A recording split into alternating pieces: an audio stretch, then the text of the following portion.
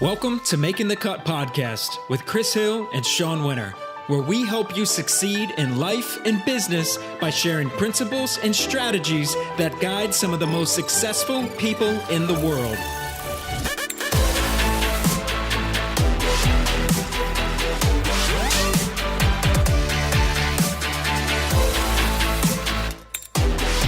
Welcome to episode 37 of the Making the Cut podcast. I'm Chris Hill with my co-host, Sean Winter. Today on the show, we have Mike Robbins, author, speaker, and thought leader. Before jumping into our conversation with him, here's a quick word from our sponsor. If you want to pursue a career in the food industry, Le Cordon Bleu is the largest network of culinary and hospitality schools with more than 35 institutes in 20 countries around the world. They not only offer you one of the most respected culinary qualifications in the industry, but they also give you a once-in-a-lifetime multicultural experience. You can become part of a 120-year legacy as you join them for a lifelong journey on your path to culinary mastery. Apply now at cordonbleu.edu. And Chris, I'm excited to connect with Mike again. We had him on for episode 10 for the podcast, but he's got a new book coming out, and it's called Bring Your Whole Self to Work. I'm going to be very interested to talk about these concepts that he has embedded into it. Yeah, I think he was just kind of starting out with the book when we had connected with him before, so it'll be fun to kind of see how it's all come together. I know he interviewed a bunch of folks. And if you haven't listened to episode 10, definitely check it out. Talk a lot about his background and some of the other books he's written. This is his fourth. So it'll be fun to connect. I just say we dive right in. What do you say? Absolutely. Let's do it. Well, Mike, thank you so much for joining us. It's been just about a year since we had you on previously. And just so you know, you're the very first repeat guest. So quite the honors there for you. But we're excited to dive into your new book, Bring Your Whole Self to Work. But maybe you just fill everyone in on what you've been up to since we talked last. Gosh, well, first of all, thanks for having me back. I loved being on the show last year, and I'm honored to be the first repeat guest, so I hope I don't mess this up. Yeah, exactly.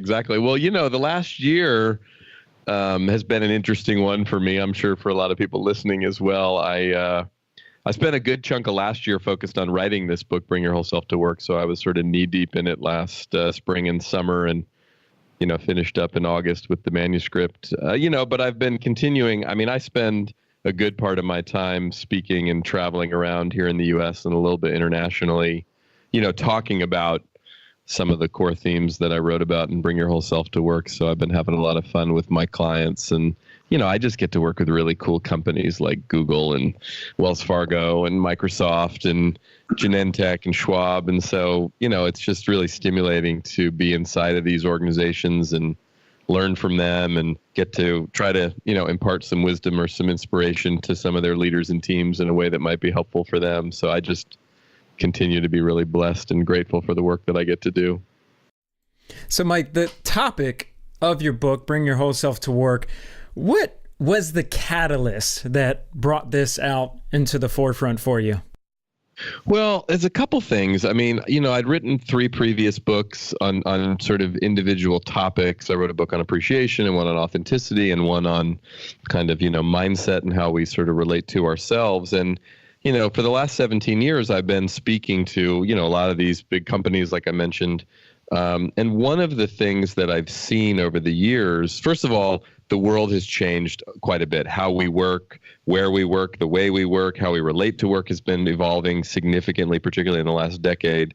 But I also started to really take some inventory on, who are some of the most successful and fulfilled individuals and leaders that I've worked with? What are some of the best and most thriving companies that I've worked with, and what are some of the core themes? And what I kept coming back to was like, when people have the ability or have enough courage to bring all of who they are to work, they seem to be more successful and fulfilled. And when teams and organizations create an environment that's conducive to people being themselves and not sort of fitting into one particular box, it seems to be more of a vibrant and thriving place to work. So I just started kind of riffing on that a little bit and gave a TED Talk on this topic a few years back, and there seemed to be some resonance. So I decided I would write a book about it. Now, starting out in the book, you talk about the first principle being be authentic. Yes. I think, which we did talk about some last episode. I think all of us, it's on some level, want to be authentic. at the same time, it's a challenge because we go to work and we don't know that other person that we're communicating with, be it our boss or the people around us, are going to come with that same authenticity. So I'm just curious how that works. Is it kind of just an inside job, knowing first that, I'm going to be authentic whether or not anyone else is or not? How do you kind of approach that? Well, I mean, I think the first thing that's important about authenticity, and I've been writing about this and speaking about this for years, it's hard. It's challenging, right? Again, I mean, depending on the environment, especially at work, who do we work with? Who do I report to? What kind of clients do I have? I mean, again, maybe I have my own business and I'm an entrepreneur. Maybe I work for a big, huge company or organization, and all of those things factor into it. So it does take courage. And as you alluded to, Chris, it is an inside job. Like, we got to first and foremost, try to figure out as best we can what's real and true and authentic for me. And then how willing am I to bring that forth at work? And one of the things, that I talk about in the book is that authenticity kind of exists on a continuum. Sort of on one side of the continuum is phony, and on the other side of the continuum is authentic, and halfway down in the middle is honest. And oftentimes what I find in my work and when I'm talking to people is people are often struggling with this, like, how honest should I be? Should I be too honest? And I'm not, I don't know, I want to be tactful. And there's a lot of sort of stress around that, but honesty isn't really the goal. The goal is authenticity.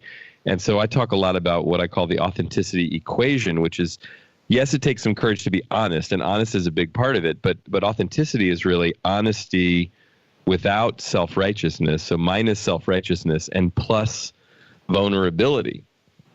And so, so that's the authenticity equation, is honesty minus self-righteousness plus vulnerability. And the thing about that is that removing our self-righteousness, the I'm right, you're wrong, and actually allowing ourselves to show up in a vulnerable way, both of those things are incredibly challenging for us to do as human beings, especially at work. So the process of being authentic, and particularly being authentic at work, is not an easy thing. It's an easy concept. It's not always an easy practice, so it's important to remember that. I feel like ego is a little bit of a struggle in relation to what you're talking about. Am I right? For sure. For sure. Look, I mean, think about the whole concept of being right. Now, look, there's a difference between conviction, which is like believing something passionately, being willing to speak up about it, and self-righteousness, which is I'm right, you're wrong, shut up, right? And in a lot of ways, we get educated in a way, we get taught how to communicate, how to debate and discuss things from a place of like going for the self-righteous position. The problem with self-righteousness, to your point, Sean, about ego, is it comes from this place of, this black and white, right or wrong, good or bad place. So I'm right, and if you don't agree with me, that makes you wrong, and it creates separation. And it's our ego, right? The fear that we have that maybe we're wrong, or maybe people will judge us, or maybe somehow we'll be taken advantage of, that has us sort of paint ourselves into the corner of self-righteousness, right? I often use the example, like, and I'm sure this has happened to everybody listening, right? It's like, if you ever been in an argument with someone and in the middle of the argument realized, oh my gosh, they're actually right and I'm wrong.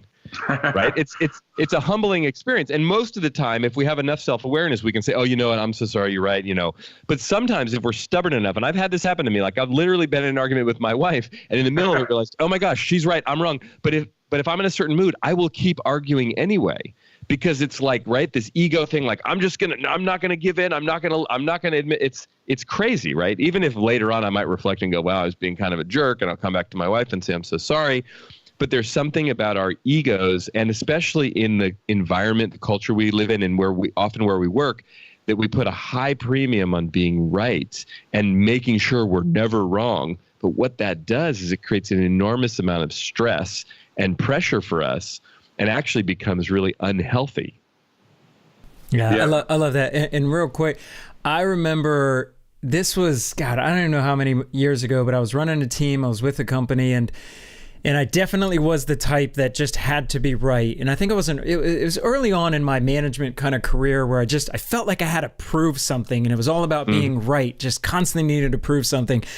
But then someone said something to me and it switched my mindset, where they said you can be just as valuable if you help everybody evolve to the right place as opposed to telling them what that right place is. And I thought, wow, that's so powerful. And it allowed me to push my ego aside and think of being more of this person that helps evolve teams and connects people versus, that egotistical, I have to be right. Absolutely. It's big, and it takes some maturity. It takes some awareness, some development. And look, a lot of times in life, particularly at work, if we're in a role, we're a manager, or even if we're not, we're trying to prove ourselves, right? And that is, look, at some level, in some really practical way, there is part of the reality of business is that we're often in positions where at least we feel like we have to prove ourselves. I have to prove myself as a manager. I have to prove myself as a new hire. I got a promotion. Maybe even I feel this sometimes in my own work. A client brings me in, right? They pay a lot of money to have me come and speak. I want to prove my value. Like they invested in this. This is supposed to be good. I want it to go well. The thing is, we just have to pay attention to our tendency when we feel that pressure to quote unquote prove ourselves. It's actually a really dangerous place because it tends to move us in a more inauthentic direction, right? A mentor and counselor of mine, Eleanor, likes to say to me, Mike, if you feel like you have to prove it, you don't actually believe it. So oftentimes, right, our trying to prove ourselves is sort of covering up our fundamental insecurity that we don't actually believe whatever it is we're saying or doing. And that's part of what vulnerability is about, is really about owning and acknowledging fears and doubts and insecurities, right? Dr. Brene Brown from the University of Houston defines vulnerability as risk, emotional exposure, and uncertainty. And if you think about risk, emotional exposure, and uncertainty, can you think of anything meaningful or important that you've ever accomplished or experienced in your life, personally or professionally, that did not involve risk, emotional exposure, or uncertainty? Right. All right, I can't think of anything. So it's really about being, and the thing about vulnerability is we mostly don't like being vulnerable. It's uncomfortable. We often even think of that word in a really negative way, like, oh, it means I'm weak. It means I could be hurt or taken advantage of. And so we have lots of strategies to protect ourselves against being vulnerable. But in reality, if we can let go of our ego a bit so that I don't have to be right all the time, because that's going to separate me from other people, self-righteous.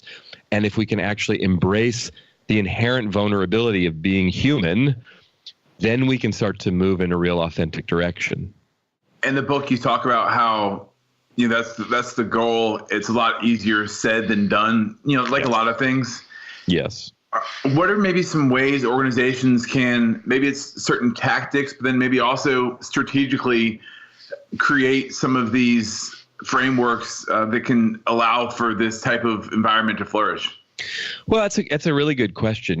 They did a study, Google did a study called Project Aristotle a few years ago, and what they found, they were searching for and spent 3 years studying, first in their own company and then across the country and the world, really looking at different businesses and models. And they were trying to solve for, like, what are the conditions that create high performance for teams? And after 3 years of studying this and crunching all this data and looking at all these numbers, they came up with 5 key elements. And the number one element was what they call psychological safety.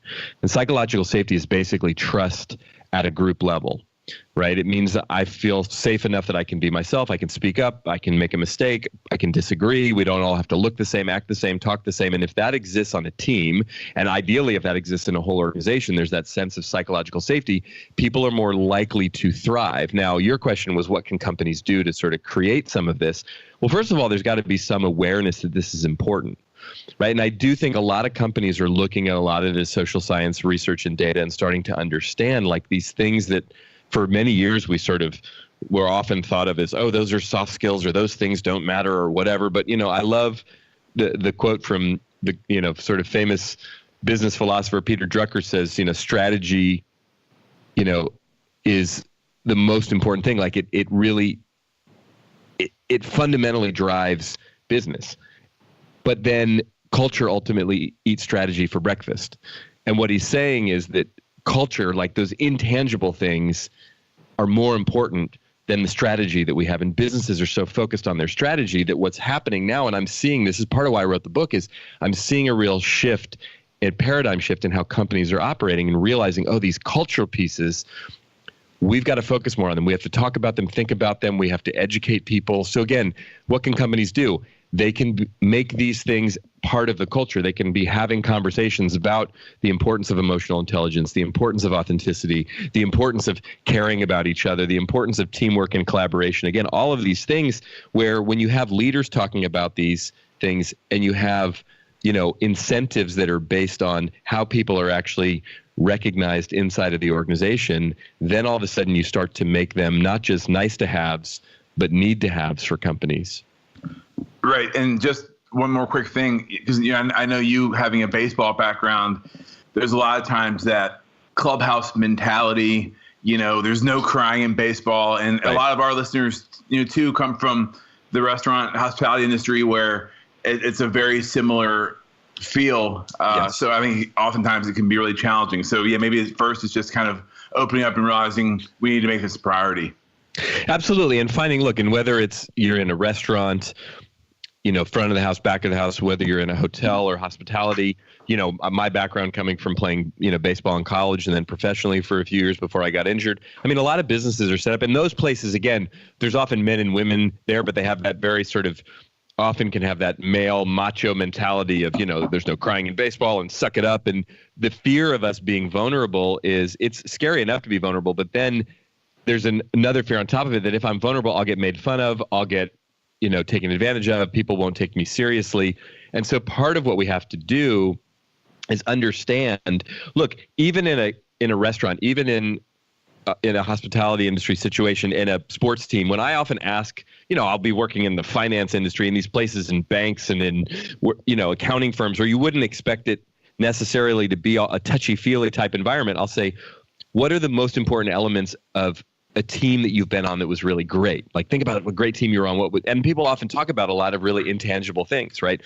Oh, we trusted each other. Oh, we were fired up. Oh, we were connected. We cared about each other, all these things. So what every business has to figure out, and look, every business is different. And even within a company or within an industry, there's going to be lots of differences between teams and departments and divisions. And, even inside of a restaurant, and you guys would, know this better than me, what goes on in the kitchen is very different than what goes on out on the floor. And so how you need to create the environment, the culture, it's all one restaurant, but there's multiple cultures even within the same restaurant. There's multiple cultures even within the same company. So whether you're a leader or not, figuring out what are the key drivers that's really going to make this culture most conducive for people to be successful and to thrive, we got to figure that out. Yeah, and you said something, Mike, and I will put myself out there. I'll be vulnerable in a sense, but you said psychological safety, right, in the workplace and how important that is. I can tell you that I destroyed a team momentarily. I had to go back and fix it by not making it conducive to having a kind of a psychological safety environment, if you will. I mean, I remember I like to joke a lot, right? And it's all in good and fun and humor, but what I didn't realize is when sometimes employees are being vulnerable, I would maybe make a joke. Yeah. And all of a sudden I do so in front of other employees. And then now psychologically, I just shut them down and just killed any type of openness that I was trying to foster and did it unknowingly, right? Sure. I had no clue. Well, I appreciate you sharing that. And listen, you are absolutely not alone in doing that. And the good part is being aware of it, even if it's after the fact, even if some of the quote unquote damage is done, you can hopefully go back and at least acknowledge it and try to repair it. Look, that's one thing that we do a lot. We make jokes. And the tricky part about joking and even sarcasm, which again, people are laughing, haha, that's funny. But what we don't realize, and again, think of this, and I know this isn't simply just a male-female dynamic, but one of the things as men, and the three of us can relate to this, right? You grow up, and one of the things that we do as young kids, as boys, and then as young men, and we make fun of each other. That's, if you really like another guy, you make fun of him. Ha, you're stupid, fat, ugly, ha, right? And it's weird. It's a weird way of expressing, not that, look, females make fun of each other and can be mean to each other in different ways. And obviously not all men are the same and not all women are the same. But one of the things that happens is in that joking, laughing, sarcastic environment, which is very much a male-oriented activity, which a lot of businesses adopt, even if it's both men and women, what that does is it makes it really scary to put yourself out there, because the fear is I'll get made fun of, and then everyone will laugh. And being made fun of, even in a joking kind of way, is often more painful than someone being really mean and nasty to you. Because if someone's really mean and nasty to you, it's just full on negative and everyone can see it, right? When someone makes a joke and they mean it as a joke, but it actually, you take offense to it, but then everyone's laughing. Now it's kind of even doubly bad, because you look around, you're like, oh, that didn't feel good. And if I bring it up, I'm going to be the one that's like extra sensitive, and everyone was laughing and people say, oh, relax. Don't, it turns into this weird thing. Do you know what I mean? And so I often say that is sometimes teams I work with, everyone's laughing and joking and ha, ha, ha, but they don't realize that in the midst of that, people actually don't feel safe enough to get real, because that's happening in the environment. I think that would dovetail into how your book talks about emotional intelligence, and anybody that strives to be a leader really need to understand that aspect of being a leader. How do you read into a team? How can you understand the emotions that are at play in dynamics so you're not trampling over people's emotions? Completely. Well, and the thing about emotional intelligence, or, sometimes it's referred to as EQ, is, we talk a lot about it now in the business world. There's articles in the Harvard Business Review almost every month or whenever it comes out about emotional intelligence and the importance of it. And at some levels, I also think sometimes it gets a little misunderstood or mischaracterized. In fact, I was speaking at an event at Adobe a few years back to a bunch of their leaders, and the guy at the time named Jeff, who was the head of talent at Adobe, introduced me, and he's like, Mike's here to talk about emotional intelligence. And he said, I've always believed that your IQ gets you your job, but your EQ gets you promoted.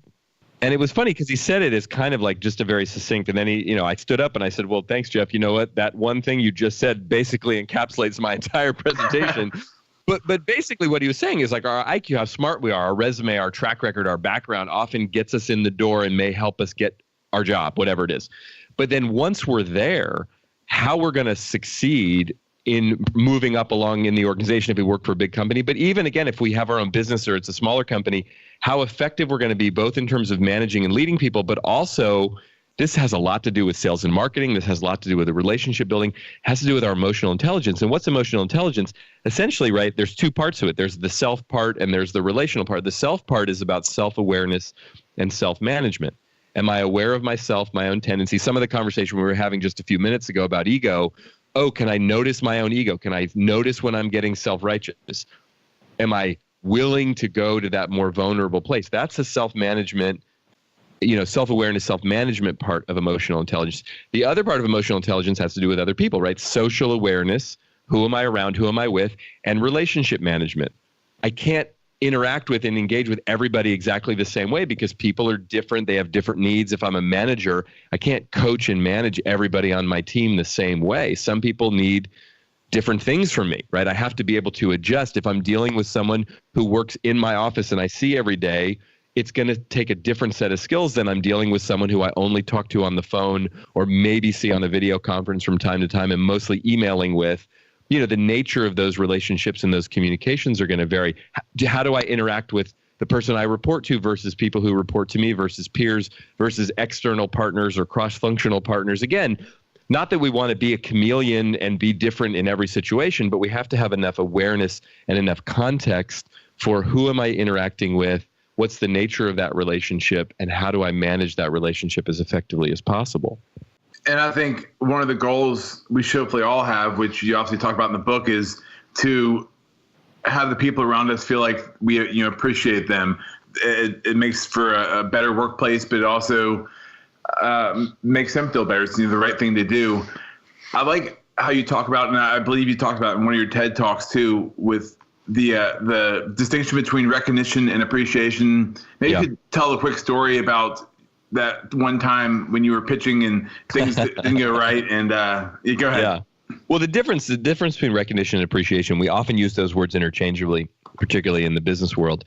Recognition is about performance. It's about what people do. It's about outcome. Appreciation is more about who people are. And so separating those two out can be really important because then we recognize people when they deserve recognition, but we can appreciate people all the time. And the example that I use in my TED Talk and often when I'm speaking about this, the best way I know to describe the difference between these two things is an example from my baseball career Now, whether people listening are baseball fans or not, or know much about baseball, most people probably know what happens to the pitcher, which is the position that I played in the baseball game when the pitcher doesn't do well, right? They stop the game and they literally take you out, right? The manager comes out, takes the ball from you, and you have to go sit down and someone else comes in to pitch. It's a pretty humbling experience. And, you know, there are different times and ways you can get taken out of the game. If it's late in the game, usually you maybe were getting tired and, you know, but the worst time is like early in the game. So it's like the second inning and we're already losing 7-0. That's the worst situation. That means I did a terrible job as a pitcher, right? The other team scored a bunch of runs and he'd come to get me and it was like awkward and uncomfortable and he usually wouldn't say anything, or if he did, it wasn't very nice. But then I'd walk into the dugout, you know, where all my teammates are, and sit down on the bench and nobody would talk to me, right? I mean, look, even if anybody listening, even if you're not a baseball fan, turn on a baseball game. The season just started recently. There's baseball games on all the time. And it's best actually on television because the camera will literally follow the guy off the mound into the dugout as he goes to sit down on the bench. And like, it's still kind of it's gotten a little better in the last 20 or so years since I stopped playing, but there's still this unwritten rule in baseball, like leave him alone. He's upset. Right. And the reason about that, because that environment is so focused on outcome and performance, right?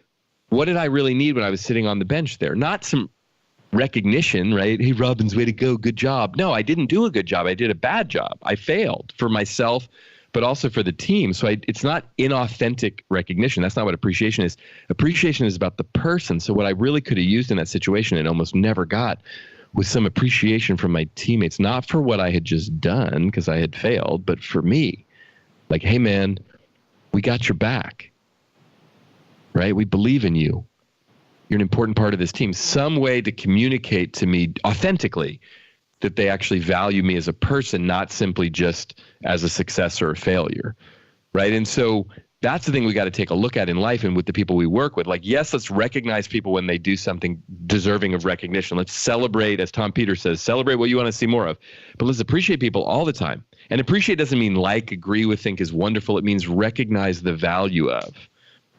So sometimes just listening to people, sometimes getting, like I was talking to someone the other day and they were saying that, you know, about the executive that they report to and the larger team, and that sometimes the executive unknowingly will say things about stuff and it'll just crush people on the team. Like people will work really hard on some presentation. They'll say, oh, well, you know, that doesn't really matter. Nobody really reads that or pays attention to that.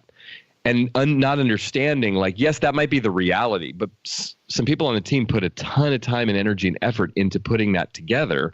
So at the very least, let's acknowledge the effort that was made. You know what I mean? And so being aware of those things and being aware of how people feel is really important. Well, and it could also go the other way too, right? So if a team or a member of the team doesn't do something the right way and it's a huge catastrophe and we have to kind of figure out how to move forward, recognizing that, but then at the same time, I can still appreciate you for who you are. Absolutely. And look, here's the thing about, if we separate out recognition and appreciation, we have conversations about outcomes and performances. Either if there's recognition to give, hey, that was great, and someone gets recognized formally, informally.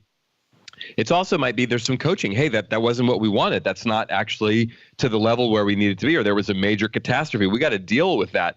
But if we then separate it out and people are valued and appreciated as human beings, irrespective of the outcome, that actually creates more psychological safety. That creates the conditions where people are more likely to thrive and succeed. If you think about this, think about anybody in your life, personally or professionally, who you've empowered either explicitly or more implicitly to give you feedback, and you'll take their feedback. You may not always like it.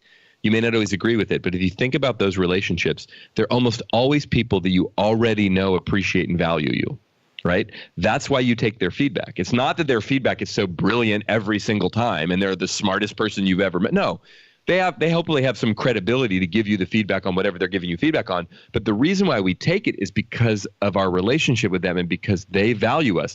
I could get 2 pieces of feedback from 2 very credible people who know what they're talking about.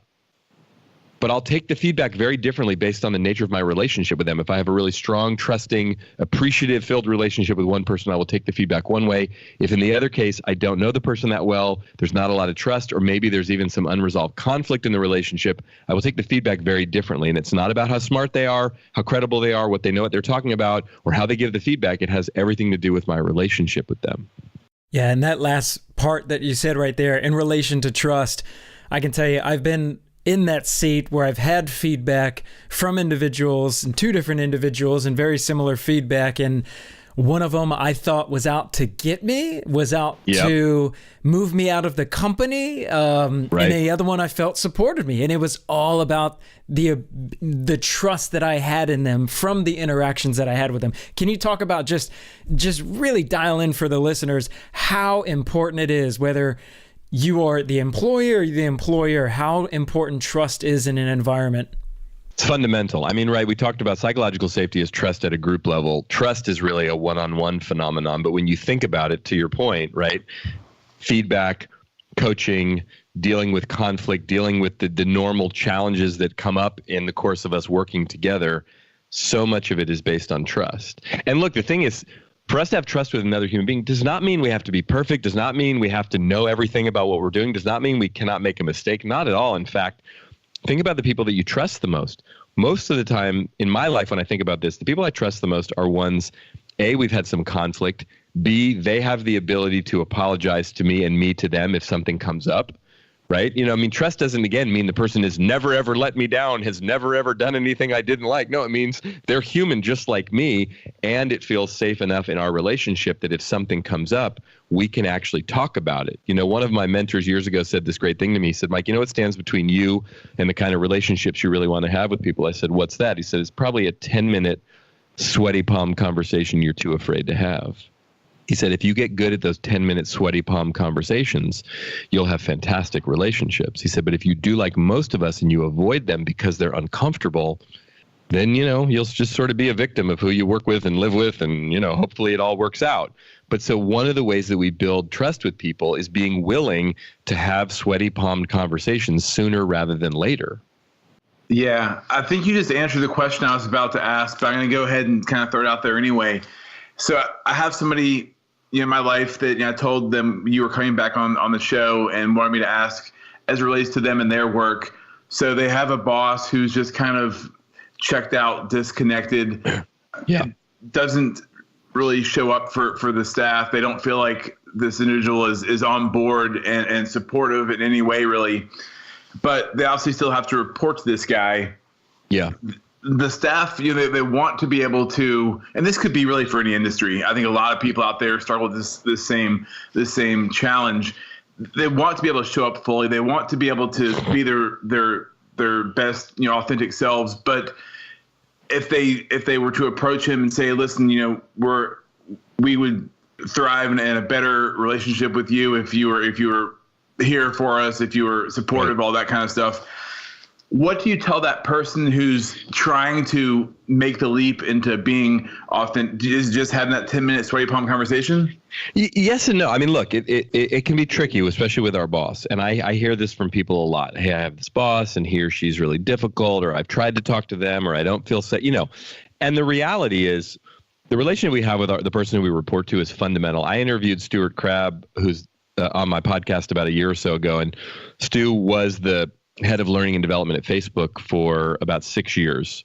And obviously Facebook's, going through their challenges these days, but Facebook has grown and been an incredibly successful company and grown really fast. And Stu was there from the very early days as they grew through going public. And, and it was one of, and still is really a very desirable place to work in Silicon Valley. But what Stu said, they found in their exit interview research, when people would leave, like, why did they leave? He said, we found that manager trumps brand every time. No matter how cool we made Facebook and all the cool things we tried to do to make it really conducive for employees to want to come work here and stay, the people who left more often than not were leaving because they didn't like their manager. They didn't like their boss. And that's true across industry, right? People don't quit their job, right? They quit their boss. So that said, if you do have a difficult relationship with your manager, with your boss, the person you report to, A couple things to be mindful of. Number one, if you can and have the courage and willingness to talk to them directly and have a sweaty palm conversation or a series of them, I highly recommend doing that. However, sometimes it's either A, too scary, or B, you try and nothing happens, right? So then what can you do? Well, what we tend to do is whine and complain about it and gossip about them to other people who work with us, to our spouse or friends or significant, whoever. That usually doesn't really work out, because then we're just whining and complaining and sort of being a victim. I got this guy, he's a jerk, or this woman I report to, I can't stand her. So be mindful of doing that. That's not really going to be helpful. The third thing, though, that I highly recommend that people do, like if you're not willing to quit your job because you can't stand your boss and you're there and you're sort of stuck in that situation, use it as a growth opportunity, right? I talk a lot in Bring Your Whole Self to Work. One of the chapters is on growth mindset. And growth mindset is about looking at every situation that comes our way as an opportunity to learn and grow. So what are you learning from this difficult boss? What is it challenging you to do? Where are you challenged to speak up or not? Where can you still be yourself, even if it doesn't feel like he or she really values that or acknowledges that, or, all the different challenges? Instead of it being a complaint, you're not going to have this boss for the rest of your life. But this is probably not the last difficult boss you'll have, or definitely not the last difficult person you'll ever deal with. So what if you could become more effective and less stressed interacting with this person, whether or not he or she ever changes or the relationship ever gets better? Hopefully it does, but God forbid it doesn't. Let's say you have to work there for another 6 months or a year or 5 years. Could you become a better person in the process, a better leader yourself, if that's what you choose to do? And if so, that relationship then becomes incredibly useful and valuable. I love that, Mike. As you're talking, I keep thinking back at things that I went through. And the one individual that I spoke of that I thought that they were kind of out for me, I ended up talking to them and I had that sweaty palm conversation. But here's what helped me, and maybe you can speak to this, but I know that people don't like to be wrong, right? That's just a fundamental behavior. Right. So I approached the conversation with the boss that I was the one that was wrong in a sense. I kind of took that accountability and said, listen, in our conversations, and I'll paraphrase, but in our conversations, I'm walking away feeling like I'm just not doing what you need me to do, meeting your expectations. Yeah. I know there's something that I'm not getting. What can you help me understand so that I can better meet the expectations, and maybe where am I at on your scale so that I can really fix it and be that employee that you want me to be? I kind of approached it from that standpoint and took that accountability, which then, I don't know, maybe is that something you recommend or maybe people to do? Absolutely. And one way I would say, I think what you did is great. I would reframe it a little bit from, and this is tricky, right? Because we do live in that paradigm of right, wrong, good, bad. Okay, I have this bad boss or they're wrong, but let me come at it like I'm wrong. A way to reframe it is just to take ownership, because here's the reality. Anyone listening who's dealing with a difficult boss or a difficult person in any role in their life, the truth of the matter is that person is not difficult like a label, even if a lot of people think they are. The truth is that we find them difficult to deal with. That's actually the truth. There are probably some people in life that don't find them as difficult to deal with as we do. There may be people who think they're the most fantastic person on the planet, right? We just happen to find them difficult or annoying or fill in the blank, whatever negative adjective we use, right? So if you take ownership, which it sounds like what you did, take ownership for the fact that we're struggling in relationship with this person. So you come to your boss and say something like, I'm having a hard time. I'm feeling stressed out. I'm not understanding what's going on here. Whatever the case may be, right? It feels like I'm failing or I'm misunderstanding or I walk away, I get stressed out, whatever. If we own our experience, that actually then allows the other person to hear the impact that they may be having on us, even if it's negative. And they're much more open to having the conversation, right? A sweaty palm conversation doesn't necessarily mean you show up with your boss and say, hey, by the way, I'm just going to be honest, I think you're a jerk, right? Because if you do that, and maybe that's the truth, maybe that's what you really think, most likely, because that's a self-righteous judgment of them, they're going to get defensive. The natural human response to self-righteousness is defensiveness. Now, if we take ownership and can even be vulnerable, I'm feeling scared to have this conversation with you. I really want to talk about some important things. I'd like to have a better relationship with you. I don't know how to do that. The natural human response to vulnerability is empathy. Because that person, even if they're really distant and difficult and you don't understand them and seems like they don't care, if you can communicate how you're feeling in an authentic and vulnerable way, even though the fear is they might pounce on you or do something with that, they're probably going to be able to relate because they know what it feels like to feel that way. Does that make sense? Absolutely. Well, and just to kind of maybe wrap things up a little bit, the last time I had a real boss over a decade ago, I had that same kind of dynamic that was challenging. I hated going to work. I was miserable. And for the last 10 years, I go up on stage and talk in this podcast, even up until probably 6 months ago, about, how horrible my boss was, this, that, and the other. And I was always kind of painting myself as a victim. And now even in my relationship with my fiance, if we have an argument or disagreement about something, if I can even take 1 or 2 or 5% of the blame where I could have maybe done something a little bit differently, then it completely shifts the dynamic and shows, okay, I could have, even if it was something really small, done something that could have changed the narrative of what's going on here. Yeah, for sure. I mean, I think, and look, this is true for anyone listening. I mean, there may be people listening who have their own businesses, right? People who are leaders and managers inside companies, people who, again, work in restaurants and the hospitality industry in various roles where we find ourselves in life. We're all in relationship with different people. Krista, what you just said, if we can take ownership for our experience and for what's going on, and even take it out of the realm of like, who's right, who's wrong, who's good, who's bad, because that gets us into this sort of, me versus you or us versus them mentality, and just come from a place of like, wow, you know what? Let me take some ownership for my experience. And if it's not what I want it to be, how can I shift that? Right. And the notion of bringing our whole selves to work is really about taking ownership for how we want to show up at work and in life, and not blaming it on the environment and saying, I can't be. People often say to me, well, I can't really be authentic at work, or I can't really be authentic with my clients, or I can't really be authentic with my mother-in-law or whatever. And my response is like, look, I know it's hard. Sometimes it's hard for me too. It's not that we can't, it's that we won't. And if we're willing to be courageous enough to choose to be, there's a lot of benefit that can come from that. And you know what? We don't have to. It's a choice.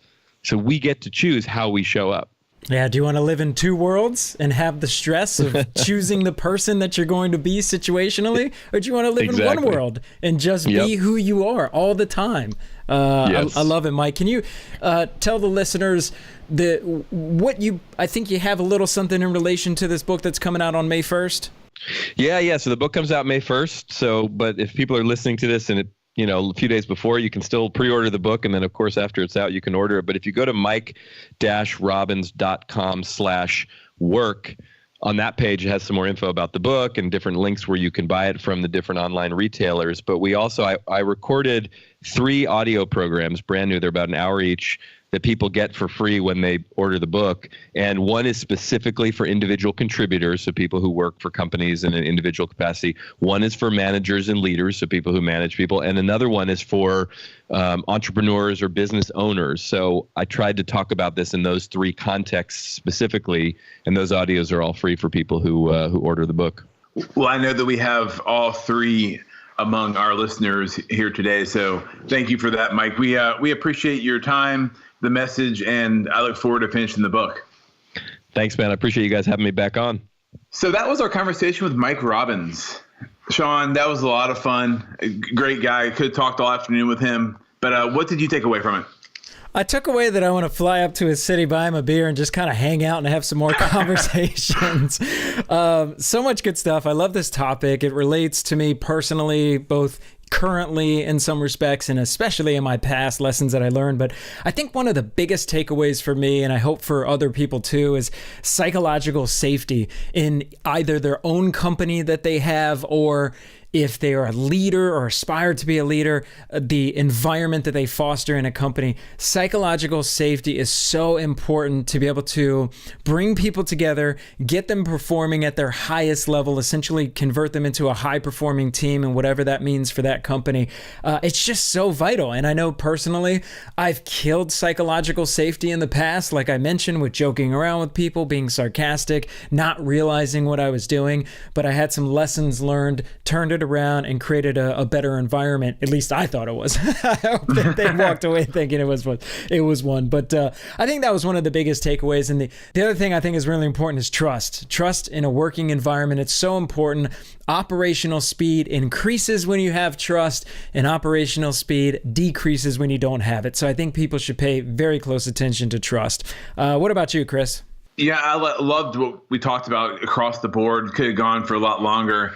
I liked what kind of wrapping up towards the end. He was talking about, I had the question about someone in my life that I know, really well, having some problems with their boss. But I have people reach out to me all the time with the same challenges. We want to show up more for work. We want to do better work, and we feel like our boss is holding us back. What I loved was how he framed it in the context of, well, what can you as the employee, as the person yourself showing up, what can you do? And then what can I take from this? So, sometimes the fact is that the situation we are in is not going to be good, and it's going to be challenging and frustrating, and it might be for 5 months or 5 years. But if we can figure out, how to grow through this experience so that the next time around we can be more understanding of the situation and approach it in a better way, so that when we're leaders, we can do the same thing. I think that's kind of the goal. So great conversation with Mike. Definitely go check out his book, y'all. And a quick quote from Mike himself. One of the ways we can build trust is having a 10-minute sweaty palm conversation sooner rather than later. And with that, we're signing off.